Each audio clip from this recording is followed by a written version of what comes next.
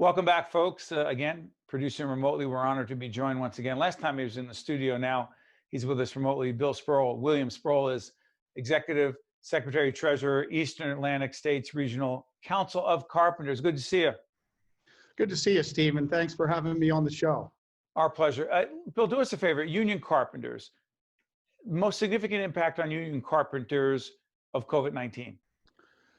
I gotta say, Steve, the work opportunities, the uncertainty of being able to go to a workplace that was safe, it's had a devastating effect on our membership, as well as their ability to earn a paycheck, as well as have their benefits paid while this pandemic is happening. So it's a combination of things, almost a domino effect, if you will. You know, it's interesting, Joe. We had Joe Fiordaliso, the president of the BPU, on recently, and we were talking about renewable energy and the fact that COVID-19 hasn't stopped the effort to pursue cleaner energy, if you will. Renewable energy, fossil fuel emissions, and union carpenters, make the connection. Oh, the connection there is big. With the renewable energy, offshore wind, for instance, and the executive order and the potential contracts that are going to be off the shores of New Jersey, those turbines now are actually 900 feet tall, I understand. They just keep getting bigger and bigger. They're going to be 12 megawatt turbines. So for our organization, the United Brotherhood of Carpenters and Joiners, we'll be heavily involved in the logistical part of just getting the equipment and the materials out to sea, as well as the placement of the foundation work. That work falls under the jurisdiction of the United Brotherhood of Carpenters and Joiners, Pile Drivers and Dock Builders Division. So those members that belong to our organization are trained in all that type of foundation work that happens along our seaboard, as well as out at sea where these installations will be. When it comes to the rest of the work, which is the actual tower and the turbines and the blades, there's several other trades involved, but also part of the United Brotherhood of Carpenters and Joiners is a trade called the millwrights. What is it, millwrights? Millwrights, yes, sir. And the millwrights are a very unique classification of trade. They are precision type machinists.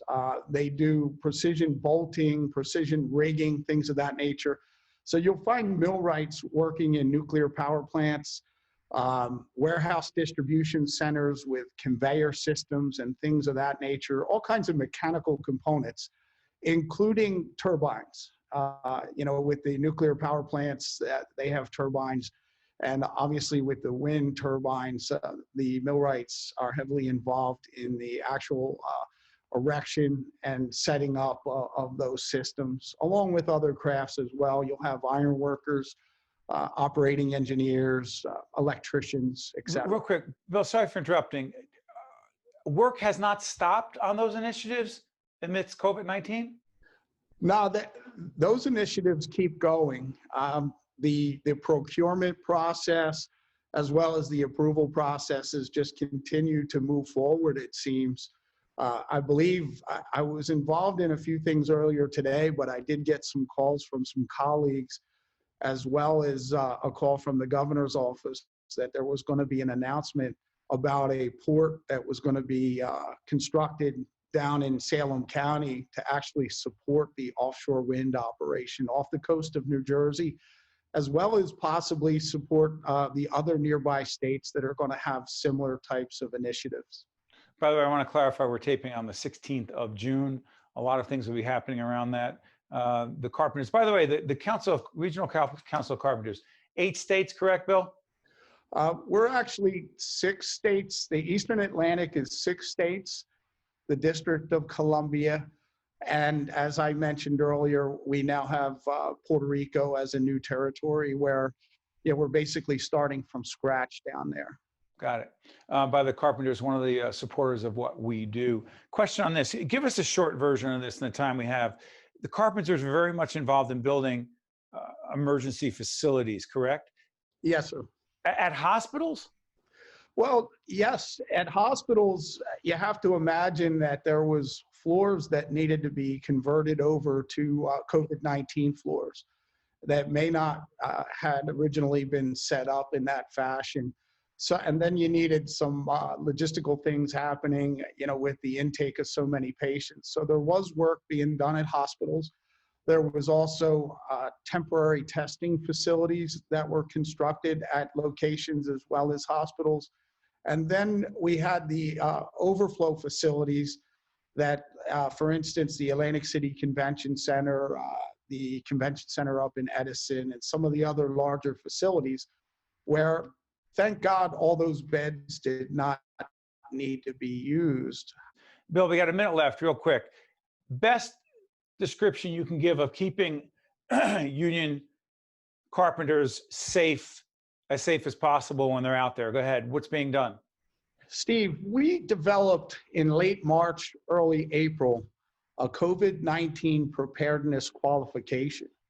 And actually, one of my directors of curriculum with our training fund, the Northeast Training Fund, he's actually based in the Edison Training Center, Robert Smith, came to me with an idea.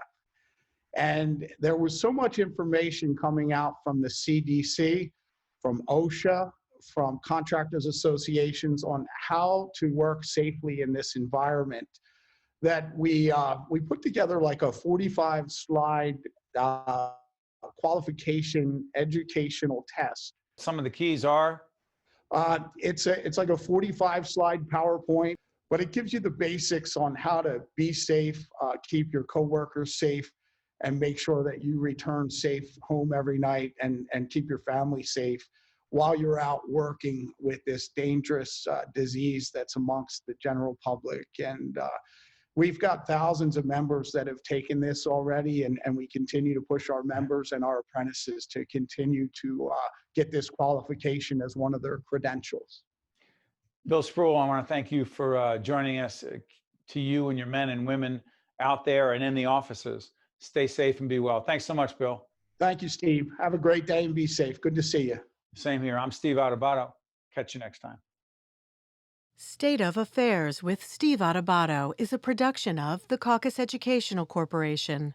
Funding has been provided by Hackensack Meridian Health, Wells Fargo, Summit City MD, New Jersey Sharing Network, Horizon Blue Cross Blue Shield of New Jersey, the New Jersey Economic Development Authority, the Healthcare Foundation of New Jersey, Kessler Foundation, and by the Adler Aphasia Center. Promotional support provided by NorthJersey.com and Local IQ, and by AM 970 The Answer.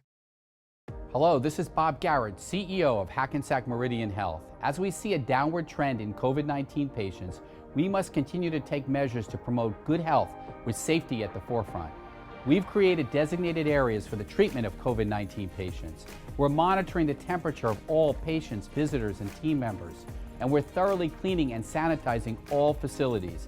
It is safe to come back and get the health care you need. Visit hackensackmeridianhealth.org/getcarenow.